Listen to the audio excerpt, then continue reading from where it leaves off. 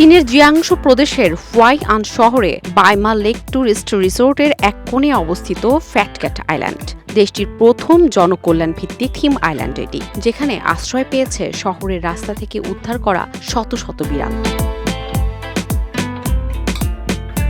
বাইমা হ্রদের সানজিনিয়ে দ্বীপমালার অংশ এই থিম পার্কে। এখন রাজকীয় আয়েসে দিন কাটায় ১৫০টির বেশি বিড়াল।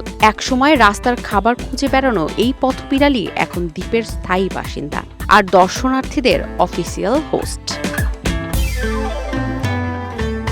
সম্প্রতি ধারণ করা ড্রোন ফুটেজে দেখা যায় লেকের বুকে ভাসছে ৩০ মিটার লম্বা এক বিশাল বিড়ালের ভাস্কর্য, জায়ান্ট গ্রিন ক্যাট।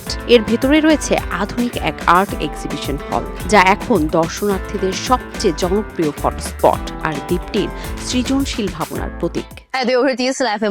এটা আমার প্রথমবার এখানে আসা। অনলাইনে ফ্যাট ক্যাট আইল্যান্ডের কথা জেনেছিলাম, যেখানে অসংখ্য পথবিড়ালকে আশ্রয় দেওয়া হয়েছে। আমি মনে করি এটা সত্যিই চমৎকার উদ্যোগ। আমি ছোটবেলা থেকেই বিড়াল ভালোবাসি, তাই নিজে চোখে দেখতে চেয়েছিলাম।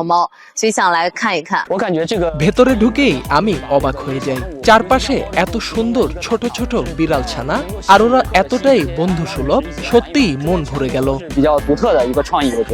এখানকার মূল আকর্ষণই হলো বিড়ালদের সঙ্গে সরাসরি মিশতে পারার সুযোগ। দর্শনার্থীরা ফিডিং সেশনে অংশ নেওয়ার পাশাপাশি উপভোগ করতে পারেন ঘাসের মাঝে রোদ পোহানো অলস বিড়ালদের। ফ্যাট ক্যাট আইল্যান্ড চলছে থিম পার্ক এবং জনকল্যাণ মডেলে, যেখানে প্রতিটি টিকিটের কিছু অংশ ব্যয় হয় নতুন পথবিড়াল উদ্ধার ও যত্নে।